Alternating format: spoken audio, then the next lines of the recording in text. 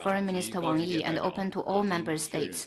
Foreign ministers and high-level representatives of multiple countries have confirmed their attendance, and the UN Secretary-General Antonio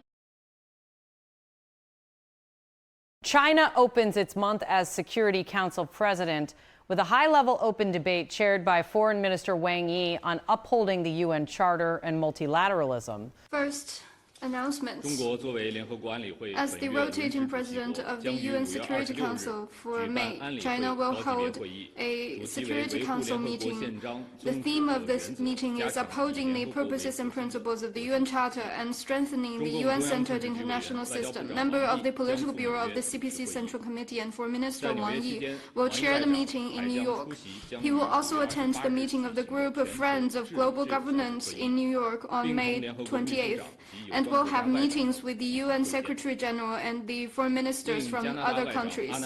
At the invitation of Canada's Minister of Foreign Affairs, Anita Anand, Foreign Minister Wang Yi will visit Canada from May 28th to 30th. At the invitation of member of the Political Bureau of the CPC Central Committee and Foreign Minister Wang Yi, Singaporean Foreign Minister Vivian Balakrishnan will pay a working visit to China from May 24th to 26th. Now, questions, please. Forms and turbulence, the incessant wars and conflicts. The international system, with the UN at its core, faces unprecedented blows and challenges. As the rotating chair of the Security Council for May, China proposed to hold a high-level open debate at the Security Council. It will focus on issues of extensive interest in the international community, including the relevance of the UN Charter in our times, observing and practicing the purposes and principles of the UN Charter, and enhancing the authority and efficacy of the UN and its Security Council.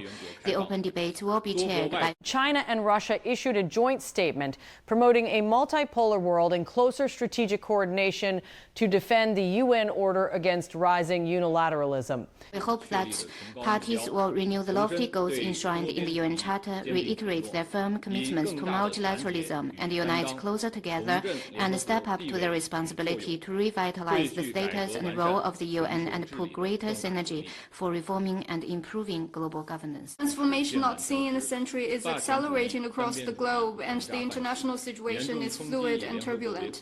As resurgent unilateralism and hegemonism deals a heavy blow to the international system with the UN at its core, and the international order based on international law, the world risks regressing to the law of the jungle. As permanent members of the UN Security Council and responsible major countries, China and Russia must step up to their bound duty and jointly safeguard the authority of the UN and international fairness and justice.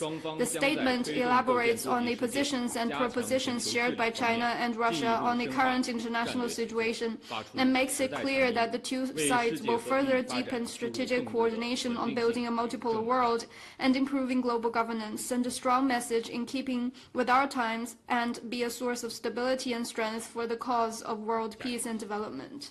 Next question, please. Reporters pressed on U.S. arms sales to Taiwan and China's global governance initiative and sought clarification on the outcomes of President Putin's recent visit. The Chinese side firmly opposes the U.S. for selling arms to the Taiwan region. Our stance has been consistent and firm.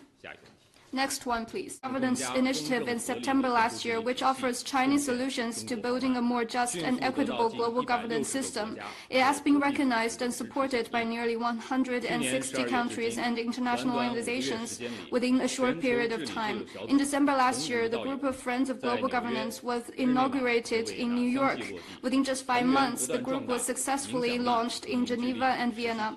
With growing membership, its influence and cohesion has also been on the rise. This fully shows that the Global Governance Initiative stands at the forefront of our times and meets the need of all countries. It is where the arc of history bends and public opinion trends. We hope all parties will take the upcoming Group of Friends meeting as an opportunity to build consensus on reforms, strengthen coordination and cooperation, find effective solutions to global challenges, jointly safeguard the authority and stature of the United Nations, and foster a more just and equitable global governance system.